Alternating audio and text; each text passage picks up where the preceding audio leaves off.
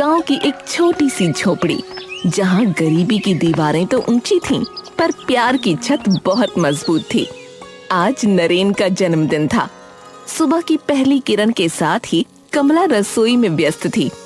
उसके पास देने के लिए कोई कीमती तोहफा नहीं था, पर उसके पास ममता और समर्पण का वो सागर था जो दुनिया की हर दौलत से कीमती है।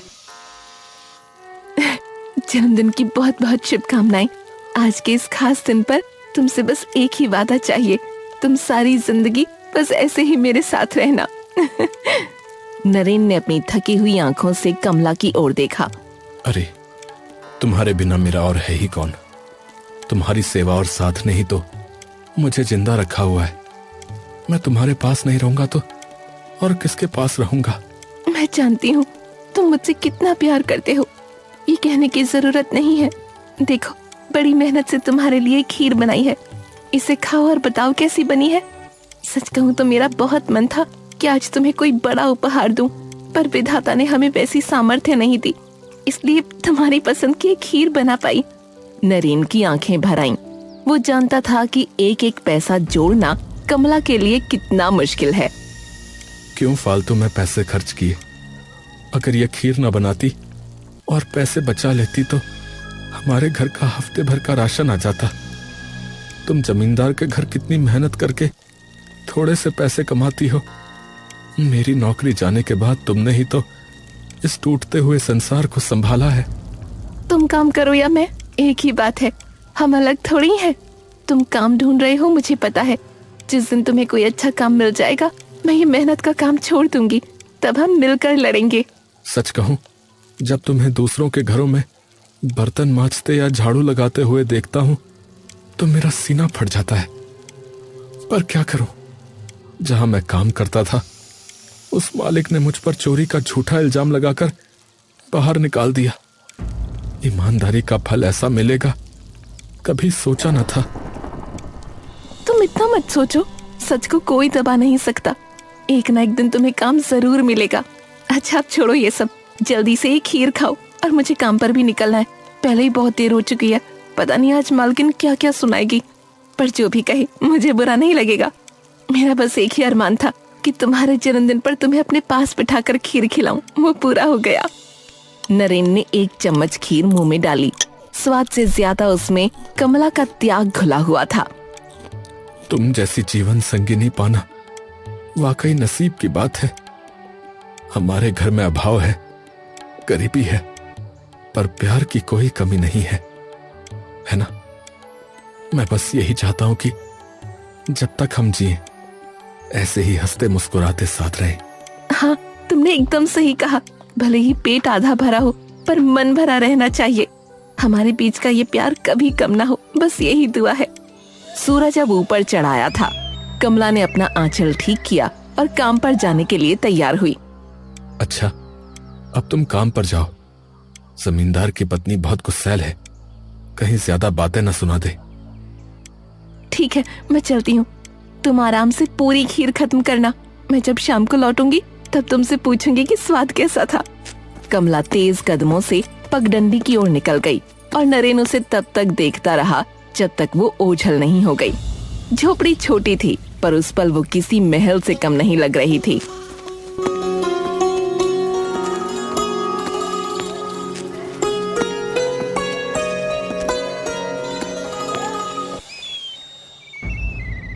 की रे कमला, आज काम पर आने में इतनी देर क्यों की? इस तरह काम करेगी तो तुझे काम पर नहीं रख पाऊंगी मैं। हाँ, तनख्वाह तो अच्छी पाती है, फिर भी तू काम में इतनी कामचोरी करती है। क्षमा करें, कल काम खत्म करके आपको बोल कर गई थी कि आज आने में थोड़ी देर हो जाएगी। दरअसल आज मेरे पति का जन्मदिन है, इसीलिए आने में जरा देर हो गई। पर चिंता मत कीजिए, मैं सारा काम बहुत जल्दी खत्म कर दूंगी। तेरे काम से ज्यादा तो तेरी गलतियां दिखती हैं। और तूने इतना बड़ा झूठ मुझसे कैसे बोला? कल तूने कब कहा था कि आज देर से आएगी? इतना झूठ क्यों बोलती है रे? तुझे पता भी है जमींदार इनसे झूठ बोलने की सजा क्या होती है? नहीं, आपसे समझने में भूल हो रही है, मैं सच बोल रही हूँ। अब अच्छा, अगर आपको याद नहीं है तो मुझे माफ कर दीजिए, दया कीजिए। मैं फिर कभी काम पर आने में देर न करूंगी। चाहे मेरी कोई भी समस्या हो, पहले काम पर आऊंगी। सुन रही नौकरानी कमला, हम तेरी तरह नीच और छोटे लोग नहीं हैं। हम जमींदार हैं। हम धनवान और प्रभावशाली हैं। अब जब तूने मुझे इतना गुस्सा दिला ही दिया है तो तेरी इस महीने की आधी तनख्वाह काट ली जाएगी। कि तेरे देर से आने की सजा है ताकि भविष्य में तू फिर कभी देर न करे। ये आप क्या कह रही हैं? कृपया ऐसा मत कीजिए, हम तो जीते जी मर जाएंगे। इस महीने पहले ही बहुत कर्ज ले लिया है। मैं आपके पाँव पड़ती हूँ, मुझे माफ कर दीजिए, इस बार के लिए दया कीजिए। भूल शायद मेरी ही थी, मुझे आपको अच्छी तरह से बोलकर जाना चाहिए था। मुझसे अब एक भी शब्द मत बोल, चुपचाप मन लगाकर काम कर। और जब मैंने कह दिया कि आधी तनख्वाह मिलेगी तो मतलब आधी ही मिलेगी। ज्यादा बहस की तो पूरी तनख्वाह काट लूंगी। हमें अपने जैसा छोटा आदमी मत समझ, समझी तू? हाय रे विधाता, अब क्या होगा? अब हम अपना गुजारा कैसे करेंगे? परान काका, आप यहाँ? और मैं आपको घर पर ढूंढ आया। मैंने जो आपसे काम ढूंढने को कहा था, क्या आपने वो ढूंढा? दरअसल काका, मुझे काम की बहुत जरूरत थी। अब तुम्हारी समस्या तो मैं समझ रहा हूँ बेटा, लेकिन पहले मेरी समस्या सुनो। मेरा बेटा अचानक बहुत बीमार हो गया है। डॉक्टर ने शहर जाकर इलाज कराने को कहा है और इसके लिए पैसों की बहुत जरूरत है बेटा। मैंने अपनी कीमती जमीन भी जमींदार साहब के पास बेच दी है। जमीन बेचकर भी और पैसों की जरूरत है। अब सोच रहा हूँ घर बेचकर शहर चला जाऊं, वहां कूली या दिहाड़ी मजदूरी करके घर चलाऊंगा और बेटे का इलाज कराऊंगा। इतने सब के बीच तुम्हारा काम मैं देख ही नहीं पाया बेटा, अब मुझे माफ कर दो। अरे अरे परान काका, आप इतनी समस्याओं के बीच मेरा काम कैसे देखेंगे? काका, आप कृपया मेरी बिल्कुल चिंता ना करें। मैं काम तो एक ना एक दिन ढूंढ ही लूंगा, पर आपके बेटे की सेहत पहले है। हाय रे, कुछ दिन पहले जहां परान काका के पास इतनी जमीन जायदाद थी, आज बेटे की बीमारी के लिए सब कुछ बेच दिया। लेकिन काका, पैसों से ज्यादा जीवन की कीमत है। आपका बेटा जल्दी ठीक हो जाए, यही कामना करता हूं। हाँ बेटा, मेरे लिए प्रार्थना करना ताकि मैं अपने बेटे को बचा सकूं। तो बेटा, अब मैं चलता हूं, मुझे दूसरी जगह भी जाना है।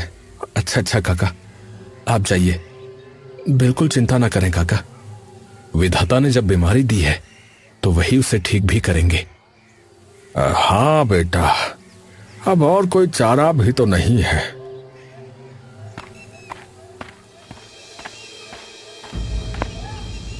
अच्छा सुनो ना, एक बात कहूँ, बहुत दिनों से सोच रही थी, वो जो हमारे घर में काम करने वाली कमला है ना, उसका पति क्या हर महीने तुम्हें ठीक से लगान देता है?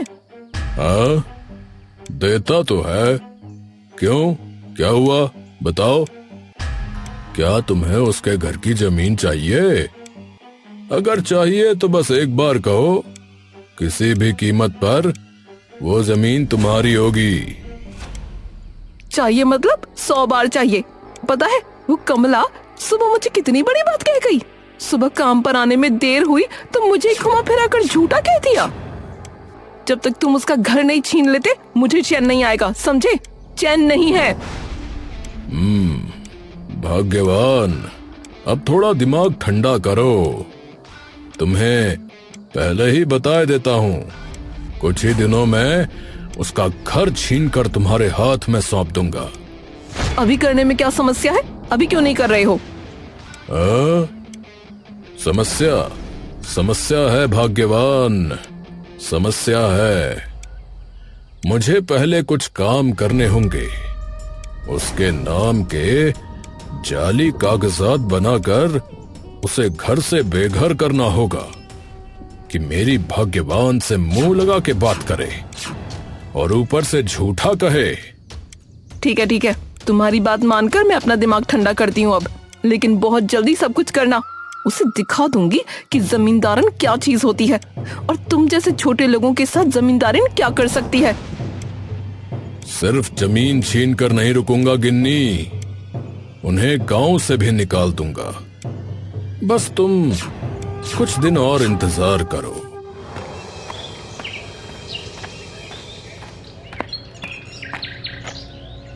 भाग्यवान, आज मैं इतना खुश हूं कि मुझसे ज्यादा खुश इस दुनिया में कोई नहीं है।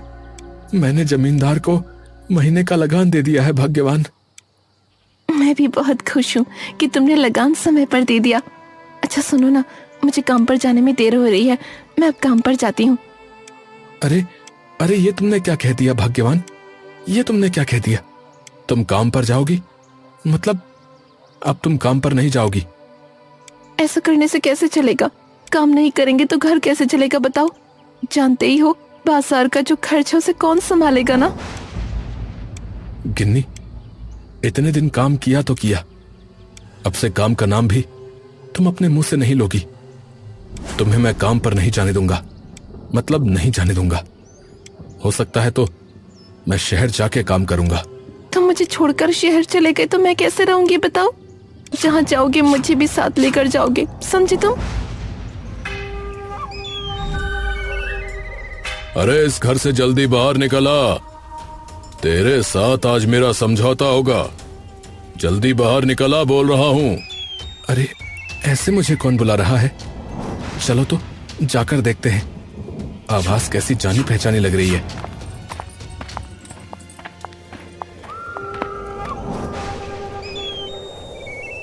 अरे जमींदार साहब, आप स्वयं मेरे घर में? अरे मेरी क्या किस्मत। आपको कहाँ बैठने को कहूँ जमींदार साहब? तेरे घर में मैं बैठने नहीं आया हूँ, तेरे साथ समझौता करने आया हूँ, समझा? तेरा 1 साल का लगान बाकी है, जल्दी लगान के पूरे पैसे दे, अभी इसी क्षण। अगर नहीं दिए तो अभी तेरे साथ ऐसा कुछ होगा जिसकी तूने कल्पना भी नहीं की होगी। ये क्या कह रहे हैं आप जमींदार साहब? मेरे पति और मैं दोनों मिलकर आपको हर महीने लगान दे आते हैं। पिछले महीने भी तो आपको लगान दे आए, हमने फिर कहाँ लगान बाकी रखा बताइए? हाँ जमींदार साहब, मेरी पत्नी तो एकदम ठीक बात कह रही है। हमने कभी लगान बाकी नहीं रखा। किसी दिन हमने 2 दिन भूखे रहकर देखा है, लेकिन लगान के पैसे हमने पूरे दिए हैं। देखिए जमींदार साहब, इसकी कितनी बड़ी हिम्मत, आपको झूठा कह रहा है। ए बेटे, तू क्या जानता है कि तू किसके साथ बात कर रहा है? सच में इतनी हिम्मत? आज से तेरा ये घर मेरा हुआ। अभी इस घर से जल्दी चले जा, नहीं तो बहुत बुरा हो जाएगा। जमींदार साहब, मैं आपके पैर पड़ता हूँ। मेरी पत्नी अभी गर्भवती है, कुछ दिनों बाद मेरा बच्चा आएगा इस दुनिया में। हम अब कहाँ जाएंगे जमींदार साहब? दया करके हमारा घर मत छीनिए जमींदार साहब। मैं हूँ जमींदार चंद्र नरेन, मैं जो कहता हूँ वही करता हूँ। हट, इस घर से जल्दी बाहर निकल, चल। ठीक है जमींदार साहब, आप जब हमें यहाँ रहने नहीं देंगे तो हम ये घर छोड़कर चले जाते हैं। और मैं ये भी जानता हूँ कि ये गांव वाले आपको कुछ भी नहीं कहेंगे, क्योंकि उनमें बिल्कुल भी हिम्मत नहीं है। चलो भाग्यवान, हमें नहीं रहना ऐसे लोगों के बीच। भगवान सब सही करेगा।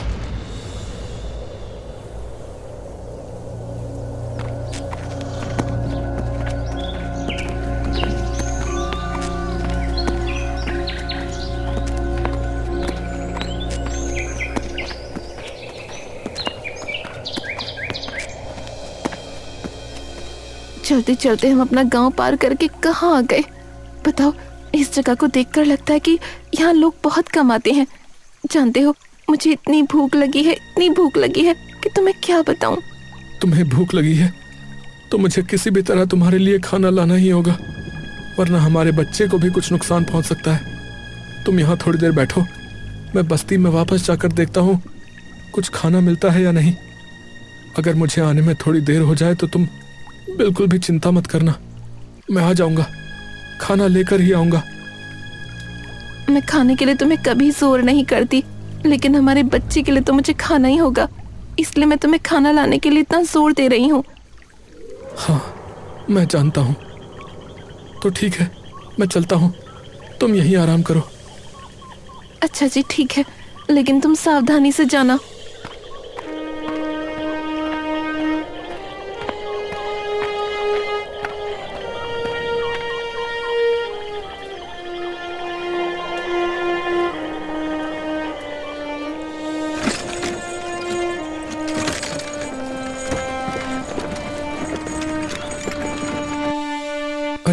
सुनती हो, एक जगह 1.5 घंटा काम करके तुम्हारे लिए ये खाना लेकर आया हूं।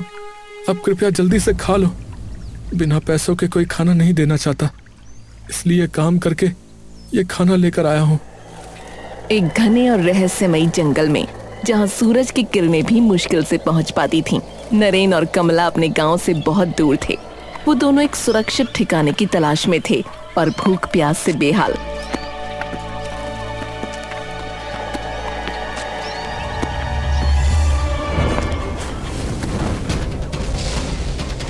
नरेन देखो, ऊपर से कुछ चमकती हुई चीज नीचे झाड़ियों में गिरी है।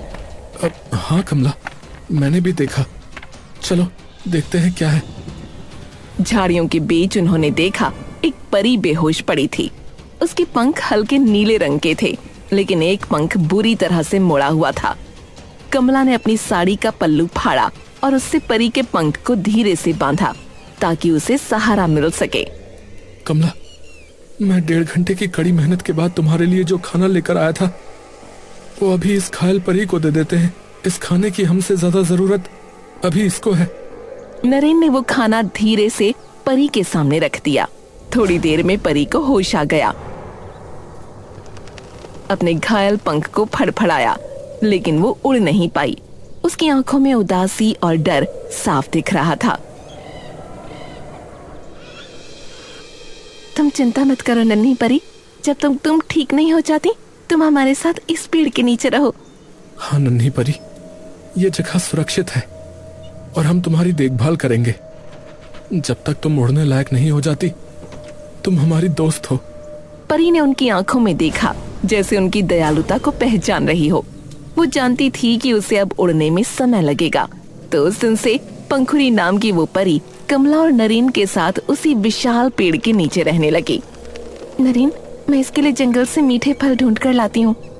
अरे मैं इसको साफ पानी पिलाता हूँ और हमारे आसपास नजर रखता हूँ। रात को वो तीनों एक साथ बैठते। नरेन उन्हें जंगल की कहानियां सुनाता और कमला अपने गांव की बातें बताती। पंखुरी चुपचाप सुनती, कभी कभी अपने जादुई पंख से हल्की रोशनी कर देती। नरेन देखो, परी ने अपने जादू से इन फलों को कितना मीठा और रसीला बना दिया है। हाँ, ये हमारी देखभाल का ही फल है। समय बीतता गया। पंखुरी के पंख धीरे धीरे ठीक होने लगे, लेकिन इस दौरान उन तीनों के बीच एक गहरा रिश्ता बन गया था। एक घायल परी और 2 इंसान जंगल में एक साथ जीवन बिताते हुए एक दूसरे का सहारा बन गए थे। एक रात कमला, नरेन और पंखुरी पेड़ के नीचे आग जलाकर बैठे थे। पंखुरी का पंख अब पूरी तरह ठीक हो चुका था। वो खुशी से अपने पंख फड़फड़ा रही थी। कमला, नरेन, तुम दोनों ने मेरी बहुत मदद की है। जब मैं घायल होकर गिरी थी, तब तुमने मुझे सहारा दिया। अब मैं पूरी तरह से उड़ सकती हूँ। हमें बहुत खुशी है कि तुम ठीक हो गई पंखुरी, लेकिन अब तुम हमें छोड़कर चली जाओगी। हाँ पंखुरी, तुम्हारे बिना ये जंगल खाली खाली लगेगा। मैं तुम्हें छोड़कर नहीं जाऊंगी, लेकिन अब समय आ गया है कि तुम दोनों अपने घर लौट जाओ। तुम लोगों ने मेरे लिए बहुत कष्ट सहे हैं। पंखुरी ने अपने जादुई पंखों से एक छोटी सी जादुई शीशी निकाली, जिसमें नीले रंग का पानी चमक रहा था। ये सत्य का जादुई जल है। कमला, नरेन, इसे अपने पास रखो। जब तुम अपने गांव जाओगे तो इस जल की तुम्हें बहुत जरूरत पड़ेगी। इस जल से क्या होगा पंखुरी? अगर तुम इसे किसी के ऊपर छिड़कोगे तो वो केवल सच बोलेगा। इससे तुम अपने अत्याचारी जमींदार का सच सबके सामने ला सकते हो। पंखुरी ने अपनी जादुई शक्ति से बहुत सारा सोना, हीरे और चांदी भी उन्हें उपहार में दिए। अब तुम दोनों घर लौट जाओ, और हाँ, अपने गांव जाकर उस अत्याचारी जमींदार पर ये जल जरूर छिड़कना। नरेन और कमला गांव लौटे।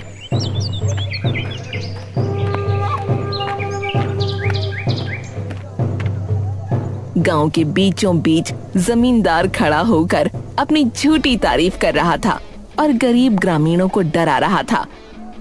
अरे, मैं ही इस गांव का देवता हूँ। अब तुम सब मेरे गुलाम हो, गुलाम, समझे?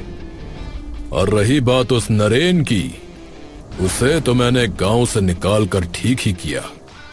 अब तक तो वो उस जंगल में भूखा मर रहा होगा। तभी भीड़ को चीरते हुए नरेन और कमला सामने आते हैं। उनके पीछे गांव वाले हैरान होकर देख रहे हैं। जमींदार, अब और झूठ नहीं, आज तुम्हारा सच सबके सामने आएगा। हाँ? अरे अरे, ये मैं क्या बोल रहा हूँ? मैं रुक नहीं पा रहा हूँ। हाँ, मैंने ही तुम सब ग्रामीणों की जमीनें हड़पी हैं। मैं एक लालची और बुरा इंसान हूँ। हाँ, अरे मैं ये क्या बोले जा रहा हूँ? अरे ये क्या कह रहा है? अरे भगवान, ये तो पापी निकला भैया। अरे जमींदार ने अपना जुर्म कबूल कर लिया है, इसे छोड़ना मत। हाँ, इसे छोड़ना मत। सभी गांव वाले मिलकर जमींदार को घेर लेते हैं। जमींदार डर के मारे कांपने लगता है और जमीन पर गिर पड़ता है। अरे मुझे माफ कर दो। मैं सारी जमीन वापस कर दूंगा सभी की। कमला, नरेन, मुझे बचा लो। मैं अब कभी किसी गरीब को नहीं सताऊंगा। जमींदार, माफी मांगने से पाप कम नहीं होते। जो तुमने किया है उसकी सजा तुम्हें जरूर मिलेगी। गांव वालों, जो सोना चांदी हमें उस जादुई परी ने दिया है, उससे हम गांव के सभी गरीबों की मदद करेंगे, लेकिन इस जमींदार को गांव से बाहर कर दिया जाए। ये नरेन, नरेन, नरेन, नरेन, हमारा नया मुखिया नरेन होगा। हाँ, नया मुखिया नरेन होगा। हाँ भाई, हाँ, बिल्कुल भैया, बिल्कुल। नरेन और कमला गांव के मुखिया बनते हैं और सब मिलकर खुशी खुशी रहने लगते हैं।